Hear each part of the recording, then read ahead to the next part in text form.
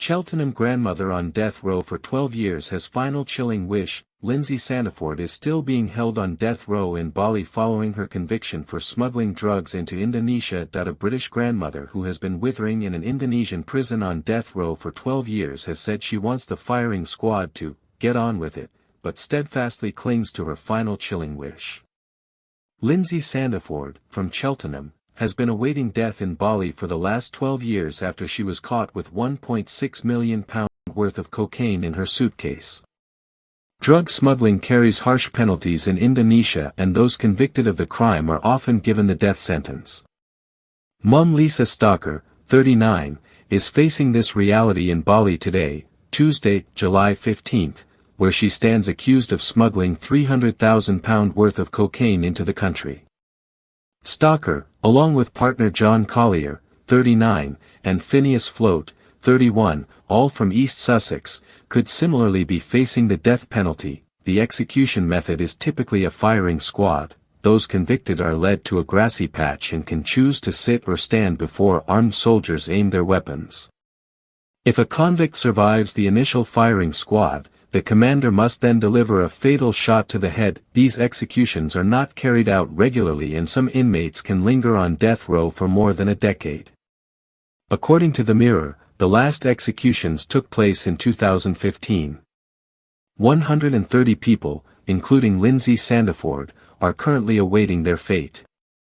Sandiford worked as a legal secretary at a law firm in Cheltenham for many years before her conviction. She rented a house in town but was evicted when she did not keep up her rent payments. Originally from Redcar in the northeast, the mum of two split from her husband and moved to India in 2012. On arriving in Bali from Bangkok on May 19, 2012, she was arrested when a substantial amount of cocaine was found in her luggage. Sandiford claimed she had been forced to smuggle the drugs by a criminal gang who threatened to harm her family if she refused. However, when faced with the prospect of a death penalty for drug trafficking, the grandmother dramatically changed her story. She admitted to officers that she had been enlisted to transport the drugs by an antiques dealer named Julian Ponder, a Brit living in Bali, and his partner Rachel Dougal. Sandiford even agreed to take part in a police sting operation to catch Ponder and Dougal, along with a third person, Paul Beals. After a search of Ponder's home, both he and Sandiford were charged with drug trafficking. There was no evidence tying Dougal and Beals to the same crime, resulting in them facing lesser charges. Sandiford's legal team argued she had been coerced into carrying the drugs and was grappling with mental health issues. Despite their pleas, their appeals fell on deaf ears and she was convicted, even though the prosecution had asked for a 15-year prison sentence instead of the death penalty. Dougal was found guilty of failing to report a crime and was sentenced to a year in prison, while Beals was convicted of possessing hashish and received a 4-year sentence.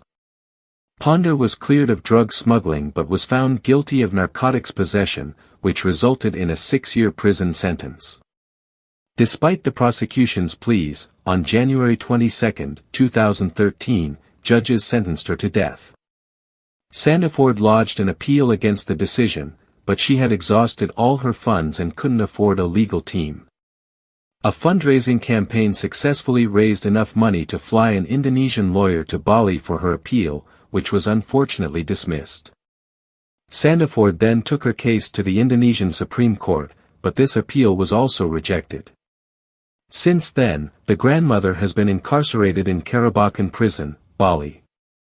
The prison, originally designed to accommodate just 300 inmates, is currently home to over 1,400 men and women. Riots and violence from guards are regular occurrences.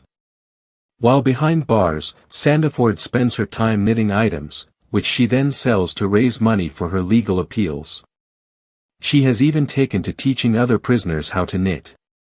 However, the strain of spending such a long time on death row is taking its toll on Sandiford, who became friends with suitcase murderer Heather Mack during her time in prison. Mack served a 10-year sentence for the murder of her mother, whose body was then stuffed into a suitcase by her boyfriend. Mack has been handed a decade behind bars while her partner Tommy Schaefer received an 18-year sentence in 2015 after they were convicted of the murder of Sheila Vaughan Wiesmack. Max shared during her time in the clink, Sandiford has been turning increasingly reclusive.